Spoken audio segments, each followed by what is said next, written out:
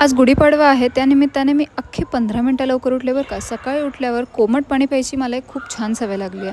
त्याने gut health नीट राहते. सण आला म्हणजे गडबड आलीच आणि त्या गडबडीत माझं मन शांत राहावं म्हणून मी हे 15 मिनटं लवकर उठून स्वतःसाठी घेते.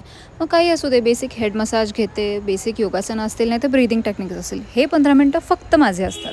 आज चहा मी केला आहे बरं का आणि अशाच गरम चहाचा आस्वाद घ्यायच्या आधी मी म्हटलं एक एस्थेटिक व्हिडिओ शूट करावा आणि पुढे कामाला लागावं.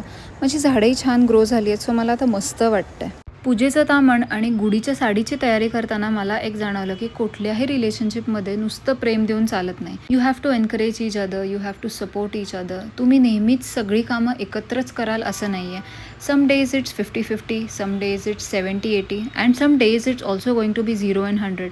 कोणतंही नातं तुम्ही जबाबदारी म्हणून बघितलं तर ते नक्कीच फेल होतं. हो, पण कोणतंही नातं एकमेकांना जाणून घेतलं ना की त्याची मजा वाढते बरं का. आणि एकमेकांना जर पक्क जाणून घ्यायचं असेल ना तर ह्याचा एकच मूलमंत्र आहे, तो म्हणजे कम्युनिकेशन. जर तुम्ही तुमच्या मनातली कोणतीही गोष्ट तुमच्या पार्टनरला मोकळेपणाने सांगू शकलात ना तर तुमचं नातं या गुढीसारखं सुंदर आणि ताठ उभं राहतं.